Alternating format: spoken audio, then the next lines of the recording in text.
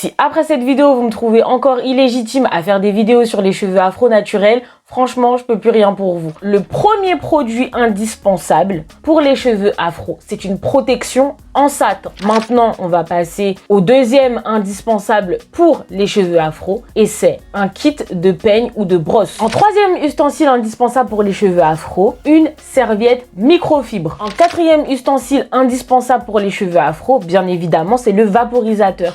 Enfin, en indispensable pour cheveux afro, et je pense que tout le monde va être d'accord dessus. Donc là, on va parler accessoires et ce seront, alors, on a les bobby pins, les pinces, les élastiques, la base, un récipient pour pouvoir mettre votre huile, le film plastique, ainsi que le bonnet de douche que j'avais oublié de mentionner dans la précédente vidéo.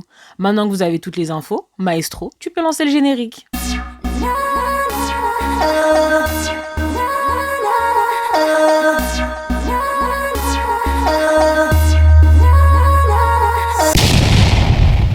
Hey guys, j'espère que vous allez bien. Comme vous le savez, moi ça va très bien. Et aujourd'hui, nous allons faire la partie 2 de mes indispensables pour cheveux afro. Alors dans cette vidéo, on va plus spécifiquement se concentrer sur les produits capillaires, les produits pour cheveux afro.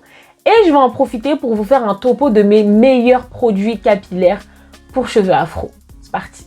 Alors en premier lieu, pour moi, ce qu'il y a de plus important, c'est un co-wash ou un après-shampoing. Alors vous allez peut-être vous étonner du fait que je ne cite pas le shampoing, mais selon moi, une naturalista vous conseillera toujours, avant même de vous proposer un shampoing clarifiant, vous proposera un shampoing doux. Et quoi de mieux que d'avoir un co-wash ou un après-shampoing? Alors, spécifiquement, le co-wash ou l'après-shampoing, ça va permettre de pouvoir laver ses cheveux de manière plus régulière. C'est-à-dire qu'au lieu d'utiliser un shampoing clarifiant et laver vos cheveux une fois par mois, ça va vous permettre de laver vos cheveux par exemple toutes les semaines sans les agresser. Parce qu'il faut savoir qu'un shampoing, ça agresse le cheveu, ça assèche le cheveu et ça n'hydrate pas forcément le cheveu vu que ça nettoie. Donc du coup, l'après-shampoing et le co-wash va être la solution qui va vous permettre de traiter vos cheveux avec plus de douceur. En plus, ça nettoie aussi assez bien le cuir chevelu, en tout cas si vous utilisez une brosse en silicone ou vos doigts, et je pense que c'est une très bonne alternative. Par ailleurs, l'après-shampoing et le co-wash va permettre d'une certaine manière d'hydrater vos cheveux et aussi ça va faciliter votre démêlage. Donc, que demande le peuple? Un après-shampoing ou un co-wash, tout simplement. Alors, le premier co-wash que j'ai à vous recommander, c'est le co-wash de Shea Moisture, celui de la gamme Coconut et Hibiscus. Alors, mes cheveux ont tendance à ne pas trop accepter la noix de coco, mais honnêtement, ça hydrate mes cheveux, c'est excellent. Ça nettoie hyper bien, j'ai rien à dire dessus. Et c'est le premier sur ma liste. Le deuxième sur ma liste, c'est le co-wash dont je vous ai parlé dans la vidéo précédente, donc celui de chez Talia Wajid. Alors celui-ci, franchement, c'est le Graal. Pourquoi? Parce que il fait shampoing d'une certaine manière, enfin shampoing après shampoing, et en plus de ça, il fait masque et il hydrate les cheveux et en soi, juste ce produit sert pour toute une routine. Donc franchement, celui-là, je le recommande absolument. Si vous ne l'avez pas acheté, faites-le, clairement. En troisième, il y a le co-wash de chez Actiforce qui est pas mal. Il est fait à base d'huile de carapate et d'huile de sapote, je crois. Et honnêtement, franchement, il nettoie bien. Il fait son taf, j'ai rien à dire dessus. Et voilà, c'est ce que je recommande. Alors en deuxième lieu, ce que je recommanderais, ce serait d'avoir un bon masque.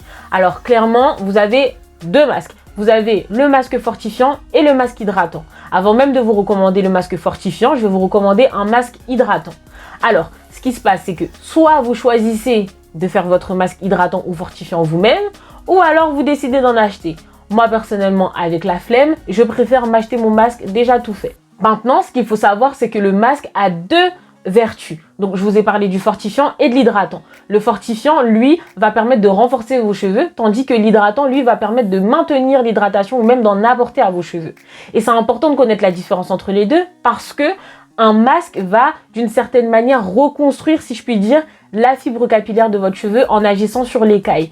Donc, par rapport à ça, si vous utilisez un masque fortifiant, il va falloir l'utiliser à une fréquence moindre. Pourquoi? Parce qu'à force de... Comme par exemple, si vous tirez sur un élastique, vous allez voir que c'est rigide, mais à force de tirer dessus, ça va se casser. Et ça va être l'effet que va donner le masque fortifiant.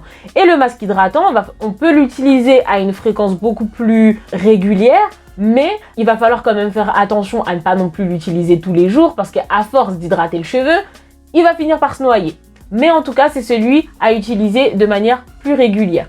Si je devais donner un indice de fréquence, en partant du principe que vous vous lavez les cheveux chaque semaine, ce serait d'utiliser le masque hydratant les 3 premières semaines et la dernière semaine où vous lavez les cheveux, vous utilisez le masque fortifiant. Là, je vais vous donner un indice de mes meilleurs masques capillaires. Alors, en premier lieu, mon meilleur masque capillaire, c'était celui de Shea Moisture, celui de la collection Jamaican Black Castor Oil. Celui-là est excellent. Alors, c'est vrai que je l'utilisais aussi pour reconstruire mon cheveu parce qu'avant, ils étaient extrêmement abîmés, coloration sur coloration. Donc, du coup, ça a bien aidé. C'est pour les cheveux naturels, défrisés, souvent dans les mèches. Donc, du coup, je pense que c'est un masque très intéressant. Alors, en deuxième masque que je conseille, ce serait celui toujours de la gamme Shea Moisture, mais du coup, c'est la gamme marron, celle Mafura et Manuka. Donc, du coup, franchement, celui-là, en termes de masque hydratant, il est excellent. Excellentissime. Après, en troisième masque que j'ai pu tester, qui est à la fois hydratant et fortifiant, et du coup, c'est bien parce qu'en fait, ça fait tout ce qu'il faut pour les cheveux. On peut l'utiliser aussi de manière régulière.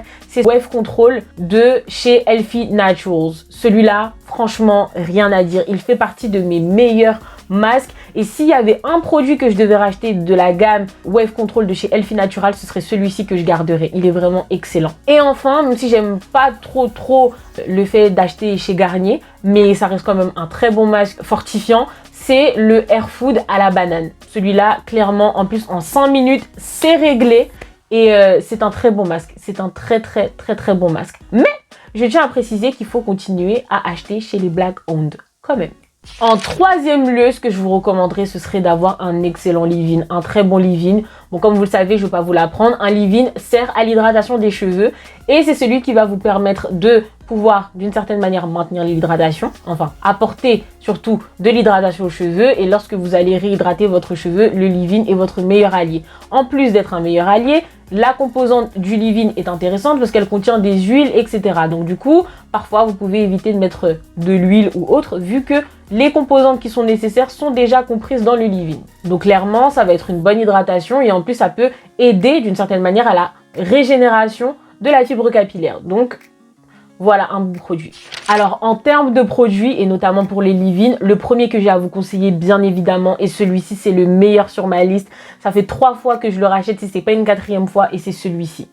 Franchement, ce leave-in de Shea Moisture, c'est un des meilleurs. Mais quand je vous dis qu'il hydrate le cheveu, mais il hydrate le cheveu, la semaine d'après, ton cheveu est encore hydraté. Franchement, celui-là, c'est un indispensable. Si vous ne l'avez pas, courez après, allez l'acheter.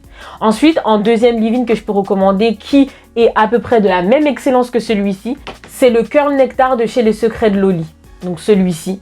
Et franchement, celui-ci aussi, il est d'une excellence sans nom. Franchement, le cheveu reste hydraté. La seule chose que je dirais sur ce produit, c'est que lorsqu'on a tendance à en remettre par-dessus, en tout cas, moi, il me laisse quelques résidus. Mais franchement, c'est un très bon leave-in. Et si vous voulez vérifier, vous pouvez aller sur mon Instagram qui va s'afficher juste ici. Et du coup, vous allez voir justement sur mon Instagram de toutes les coiffures capillaires que j'ai faites à partir d'on va dire quelques mois, depuis le mois de mars à peu près. J'ai utilisé ce leave-in, voire ce leave-in. Et ben, vous allez voir l'état de mes cheveux, vous allez me dire ce que vous en pensez. Hein. Et du coup, j'avais un dernier leave-in à conseiller, mais celui-ci, je l'utilise plus. Parce qu'en fait, ils ont changé la composition. Et à partir du changement de la composition, ça a séché mes cheveux. Mais c'était un très bon leave-in. C'était celui de la collection Jamaican Black Castor Oil de chez Shea Moisture encore. Mais ils ont changé la kératine pour la remplacer par le vinaigre de cidre. Et mes cheveux ne supportent pas le vinaigre de cidre. Donc du coup, je n'utilise pas. Mais je pense que pour d'autres personnes, ça peut fonctionner. Et franchement, c'est un très bon leave-in. Et ça m'a permis en tout cas de faire pousser mes cheveux pendant toute l'année où j'apprenais à prendre soin de mes cheveux. Et mes cheveux, il y avait un moment, c'était une catastrophe. Franchement, c'était une cata. Donc, clairement, il m'a beaucoup aidé. Enfin, en 4e lieu, ce que je recommanderais, ce serait d'avoir un bon beurre.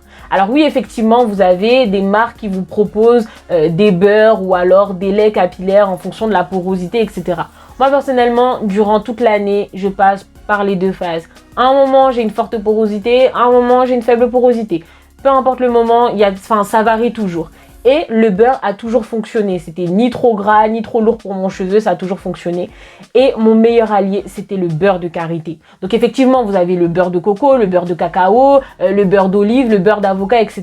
Mais si je devais vous recommander un bon beurre, ce serait le beurre de karité. Et spécifiquement, un beurre qui provient d'un pays d'Afrique comme le Bénin, le Sénégal, etc. Là où on fabrique le beurre de karité. Généralement, moi, le beurre de karité, si je ne l'ai pas pur, du coup, je l'achète en magasin. J'ai le hockey que vous avez pu voir dans plusieurs vidéos. Mais des fois, j'ai une amie qui me ramène du Bénin et le beurre est excellent. Quand je vous dis qu'après ça, les cheveux sont hydratés du fait du scellage de l'hydratation, rien à dire. Donc si vous avez des amis ou autres qui peuvent vous ramener un beurre de karité qui vient de l'Afrique, si possible, prenez. Prenez, vous n'allez pas trouver mieux que le produit classique. Donc voilà, je tiens à préciser que je présente pas forcément des huiles parce que pour moi, dans le leave-in, on a parfois des huiles. Après, moi, je sais que à côté, j'utilise l'huile de carapate qui vient d'Haïti, tout simplement. Et en plus, la pure. Donc, elle fait bien pousser mes cheveux. Elle fortifie mon cheveu. Enfin, là-dessus, j'ai pas de problème. Mais ça me paraissait pas essentiel de le présenter. Voilà, les amis, on arrive à la fin de cette vidéo dans laquelle je vous ai présenté mes meilleurs produits indispensables pour les cheveux afro. Si cette vidéo vous a plu, je vous invite à partager, à vous abonner, à bien évidemment appuyer sur la cloche pour lorsque je sortirai une prochaine vidéo, à laisser un commentaire afin de savoir ce que vous pensez de la vidéo. Également, je vous invite à vous abonner sur mon Instagram qui s'affiche juste en haut. Je réponds aux DM, donc il n'y a pas de souci. Si vous avez des questions à poser, je suis là. Et on se retrouve pour une prochaine vidéo. Salut!